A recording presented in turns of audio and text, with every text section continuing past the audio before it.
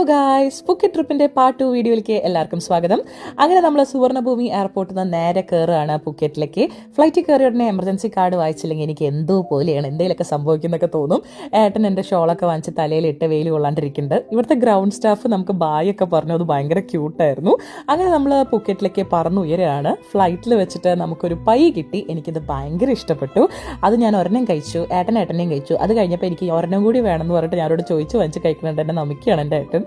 അങ്ങനെ നമ്മൾ താഴത്തെ വ്യൂ കണ്ടു. It was so beautiful. ഓരോ വട്ടം പുക്കറ്റിലേക്ക് വരുമ്പോഴും എന്ത് ഭംഗിയാണ് ഇവിടെ നമുക്ക് തോന്നാറുണ്ട്. അങ്ങനെ എയർപോർട്ടിൽ ലാൻഡ് ചെയ്ത് നമ്മൾ പെട്ടിയൊക്കെ കിട്ടി. പെട്ടിക്ക് ഇത്തിരി ചളുക്കൊക്കെ പറ്റി. അത് കണ്ടിട്ട് ഏട്ടൻ ഇത്തിരി സാഡായിരുന്നു. അങ്ങനെ ഡ്യൂട്ടി ഫ്രീക്ക് വന്ന് നമ്മൾ ചുമ്മാ ഒന്ന് കറങ്ങി 2 സിമ്മൊക്കെ വാങ്ങിച്ചു. എപ്പോഴും നമുക്ക് ആവശ്യം വരുന്നതായതുകൊണ്ട്. പിന്നെ നമ്മളൊരു ഷാഡ് ടാക്സിയിലാണ് പോയത്. അങ്ങനെ നേരെ പത്തോങ് ബീച്ചിലേക്ക് എത്തി. പത്തോങ് ബീച്ചിലുള്ള ഡബിൾ ട്രീ ഹിൽട്ടൺ ഹോട്ടലിലാണ് നമ്മുടെ താമസം. ഹോട്ടൽ ബീച്ച് ഫേസിംഗ് ആണ്, പക്ഷെ നമ്മുടെ റൂം പൂൾ ഫേസിംഗ് റൂമാണ് നമ്മൾ എടുത്തത്. ഇവിടെ വന്നപ്പോൾ എനിക്കൊരു അടിപൊളി സർപ്രൈസ് കിട്ടി. അതെൻ്റെ അച്ഛനും അമ്മയും ഇവിടെ ഒരു സർപ്രൈസ് വിസിറ്റ് അടിച്ചതാണ്. നമ്മളോട് പറയാണ്ടാണ് ഇവർ വന്നത്. ഇവിടെ വന്നിട്ടാണ് ഞാൻ അറിയുന്ന അവർ വന്നു എന്ന്. എന്നെ പോലെ തന്നെ ഏട്ടനും വല്ലാണ്ട് ഷോക്ക്ഡായിരുന്നു. അങ്ങനെ അവരുടെ കൂടെ കുറച്ച് നേരം സ്പെൻഡ് ചെയ്തിട്ട് നമ്മൾ നേരെ റൂമിലേക്ക് വന്നു. ഇതാണ് റൂം. റൂമിൽ എല്ലാവിധ ഫെസിലിറ്റീസും ഉണ്ട്. നല്ല ക്യൂട്ടായിട്ടുള്ളൊരു റൂമാണ്.